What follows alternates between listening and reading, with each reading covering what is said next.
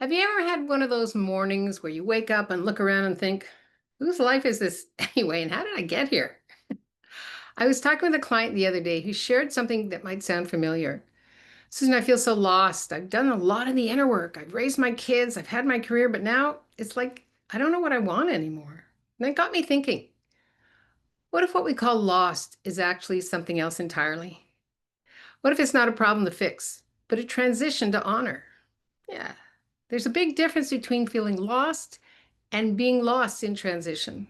Loss tends to bring up panic, shame, self-doubt. We think, what's wrong with me? Why can't I figure this out? It's too late. Everybody else has their stuff together. But transition, it's a natural and necessary part of growth and change.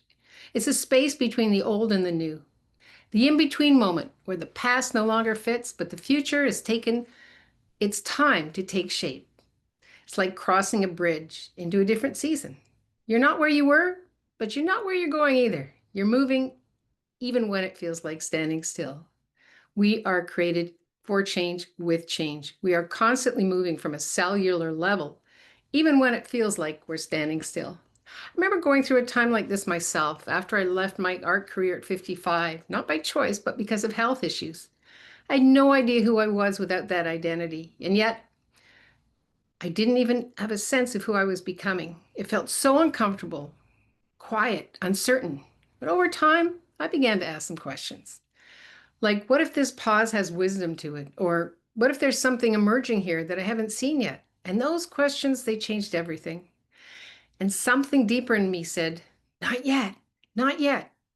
So I looked inward and I asked, how do I heal and how do I keep sharing? Because what I discovered was this: I had a passion not just for creating beauty, but for helping others see themselves differently, just like I'd help them see the world through my art. And at 60, I became a certified professional and personal coach, conflicting resolutions, energetic healings, you name it. I was excited. I dove right in. And at 65, I published my first book, Breaking Free, Your Unique Path to Fearless Living. And now I help women reinvent midlife on their own terms with boldness, grace, and unapologetic power. So let me ask you a question. What if you're not lost? What if this is a threshold, not a dead end? What's asking to be heard deep inside now that the noise is quieted down? Give yourself permission to be in the messy middle, to soften into not knowing, to surrender, to let that next vision of you reveal herself. Because midlife is not a crisis, it's a calling. It's a calling to pause, to listen, to choose what's next with clarity and intention. Now, if this resonates with you, share it in the comments below if you're watching this on Facebook or on our YouTube station. What are you letting go of right now?